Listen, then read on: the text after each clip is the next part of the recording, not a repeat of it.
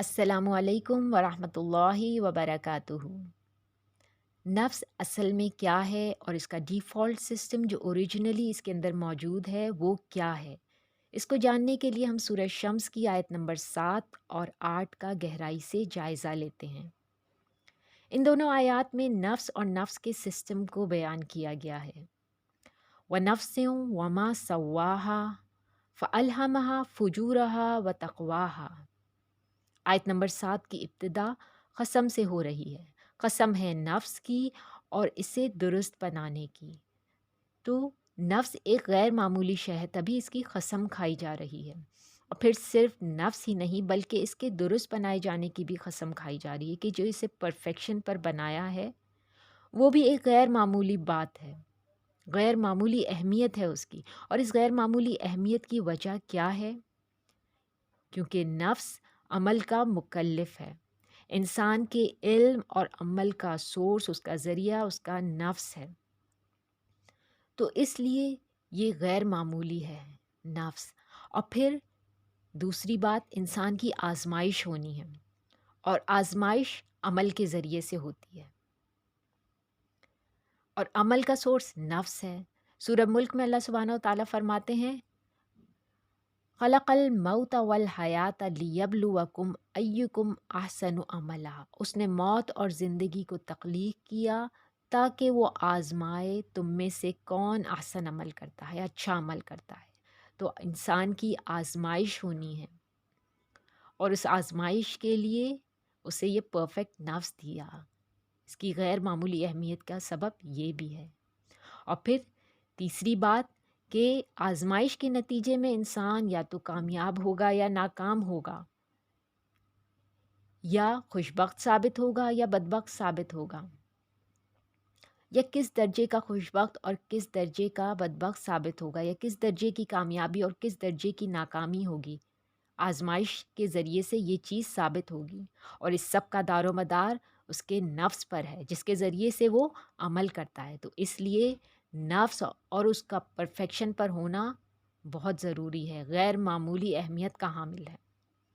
तो इंसान को आजमाइश के लिए जो कुछ भी दरकार था वो इल्मी और अमली क़ुव्वतें उसे परफेक्ट नफ्स की सूरत में देकर इस दुनिया में, जो कि आजमाइश का मैदान है, भेज दिया गया।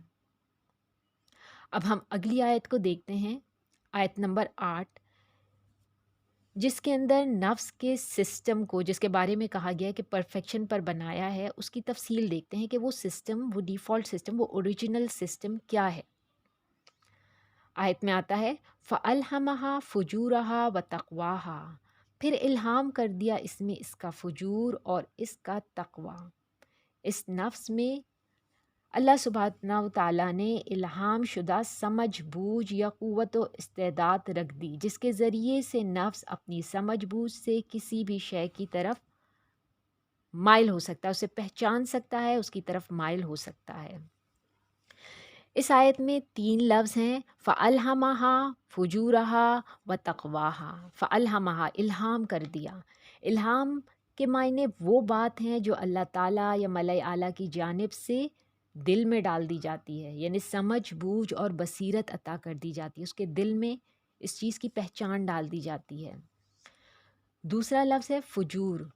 फ़ुजूर के मायने हैं नाफरमानी, गुनाह। और फाजिर ऐसा गुनाहगार और बदकिरदार होता है जो ढीठ बन चुका हो और गुनाह को गुनाह ही ना समझता हो।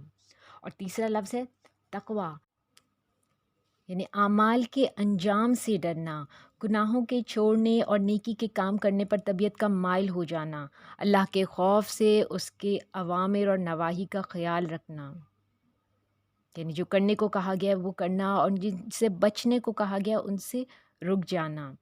तो अल्लाह ताला ने इंसान के नफ्स को बेनुक्स और दुरुस्त तरीन हालत में बनाकर इसमें ऐसा निज़ाम अल्लाह ताला ने इल्हाम कर दिया जिससे इसमें फ़ुजूर और तक़वा यानी नेकी और बदी की समझ, उसकी पहचान, उसकी तरफ माइल होने और उसको कबूल करने, उसको करने की इस्तेदाद रख दी। यानी इंसान जो है वो नेकी को पहचान भी सकता है, उसकी तरफ माइल भी हो सकता है, उसको कबूल करके उसे कर भी सकता है, ये सलाहियत भी मौजूद है। और गुनाह और नाफरमानी को पहचान भी सकता है, उसकी तरफ مائل بھی ہو سکتا ہے، اسے کر بھی سکتا ہے۔ تو یہ دونوں چیزیں اللہ سبحانہ و تعالیٰ نے انسان کو عطا کر دیں۔ اب یہ سوچنے کی بات ہے، یہ دونوں ایک دوسرے سے بالکل ہی مختلف قسم کی باتیں ہیں، یعنی نیکی کی طرف مائل ہو جانا اور اس کو قبول کرنا اور اس کو کر لینا، اور برائی کی طرف مائل ہو جانا، اس کو قبول کر لینا اور اسے کر لینا۔ تو آخر کیوں نہ اللہ سبحانہ و تعالیٰ نے صرف انسان کو نیکی ہی کی سمجھ، اس کی پہچان، اس کی طرف مائل ہونا اور اس کو کرنے کی استعداد دی ہوتی، اور برائی کی طرف وہ جاتا بھی نہیں۔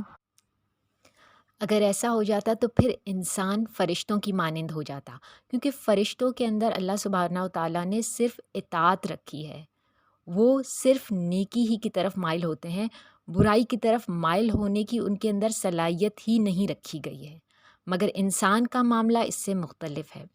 انسان کی آزمائش ہونی ہے، اور آزمائش اسی وقت ہو سکتی ہے جب دونوں چیزیں یعنی نیکی اور بدی دکھا دی جائے، پہچان کرا دی جائے اور اختیار بھی دے دیا جائے کہ جس چیز کو چاہے اختیار کرے۔